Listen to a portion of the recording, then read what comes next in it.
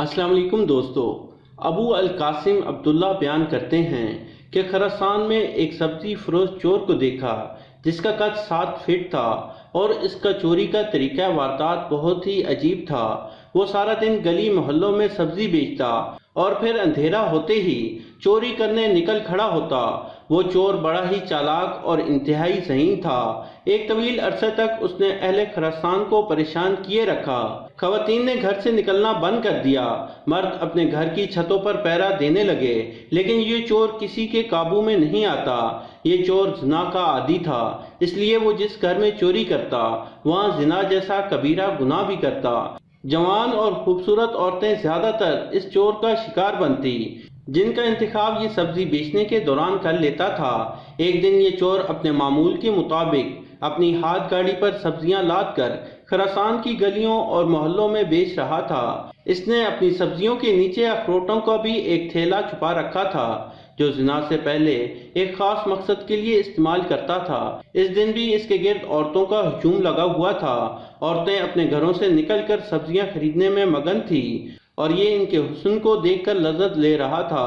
अचानक इसकी नज़र दूध जैसी गोरी रंगत वाली एक हसीना पर पड़ी, जो अपने दरवाजे में खड़ी थी और पर्दे की वजह से अपनी पड़ोसन से सब्जी लाने का कह रही थी। इस सब्जी फरोश की नज़र जैसे ही इस पर पड़ी तो इसने इसके घर की निशानदेही कर ली और इस कदर बेताब हुआ कि उसी रात चोरी का मंसूबा बना लिया।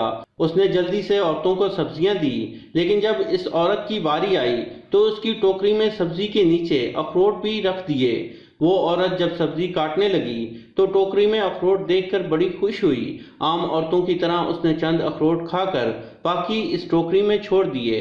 अंधेरा होते ही इस चोर ने लकड़ी की बनी सीढ़ी उठाई और इसी गली में चला गया। लंबे कद की वजह से ये बासानी दीवारें फलांग लेता था। इस जानी चोर ने घर में घुसकर सबसे पहले वो अखरोट तलाश किए और फिर एक गड्ढा खोदकर इसमें दफन कर दिए और एक अखरोटों से भरा थैला एक तरफ रख दिया जो वो अपने साथ लाया था। औरत अपनी चारपाई पर लेटी हुई थी। ये इस पर झुककर बदकारी करने लगा। औरत की खौफ के मारे आवाज नहीं निकल रही थी। बिला आखिर ये चोर औरत को छोड़कर उठा और घर का सामान उठाने लगा तो इस औरत के शोहर की आंख खुल गई। उसने देखा कि उसकी बीवी चारपाई पर बरहना लेटी रो रही है और एक देवकामत आदमी इसके घर में टहल रहा है।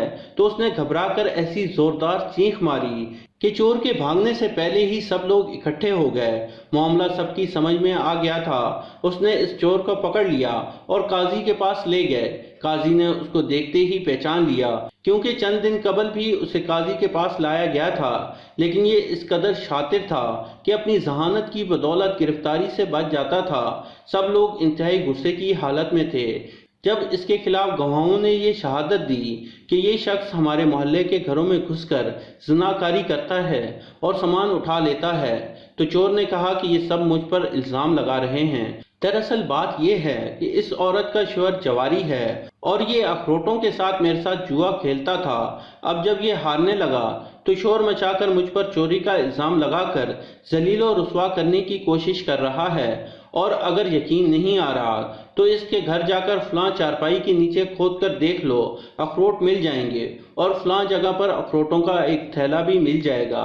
चुनाचा लोग इसके घर गए तो बिल्कुल वैसा ही मामला था जैसा इस चोर ने बयान किया था, मगर काजी वक्त इस चोर की चालाकी से वाकिफ हो चुका था। काजी ने चोर को गिरफ्तार कर लिया और फिर लोगों से पूछा कि वो गड्ढा कितना गहरा है। लोगों ने बताया कि वो गड्ढा नस्त जितना है। नस्त एक मशहूर खेल का नाम है। काजी ने कहा कि ये चोर इस गड्ढे में चंद अखरोट इसलिए डालता है ताकि महसूस हो कि कोई आदमी यहाँ खेला है, और एक थैले में अखरोट होते थे, वो इन्हें एक तरफ रख देता और फिर आगे जाकर घर का इतना सामान जितना के आसानी से ले सके बांध लेता। अगर किसी की नजर न पड़ती तो औरत से ज़िना करके सब सामान उठाकर घर से बाहर निकल जाता और अगर साहिब मकान आ जाता तो सामान छोड़कर भाग जाता।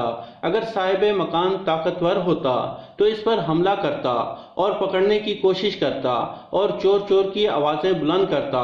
पड़ोस के लोग जब जमा हो जाते तो फिर ये चोर इसका सामना करता और कहता, तू कैसा धोखेबाज है, मैं तुझसे कई महीनों से अखरोट से जुआ खेलता हूँ, तूने मुझे फकीर बनाया اور جو کچھ میرے پاس تھا وہ سب تو نے مجھ سے اینٹ چکا ہے اور اب مجھے کنگال کر چکا ہے۔ اب ضرور میں تجھے تیرے پڑوسیوں کے سامنے ذلیل کروں گا۔ اس بات پر کسی کو شک نہ ہوتا کہ دراصل جوئے والے گھر میں خاموشی سے جوا کھیلا جا رہا تھا۔ وہاں ہم ایک دوسرے کو پہچانتے تھے اور اب انجان بن رہے ہو۔ یہ چور چور اس لیے کر رہا ہے۔ اب صاحب مکان جتنا بھی کہتا کہ یہ چور ہے تو پڑوسی یہی کہتے کہ اپنے نفس کو جوئے کی رسوائی سے بچانے کے لیے اس کے چور ہونے کا مدعی بن رہا ہے۔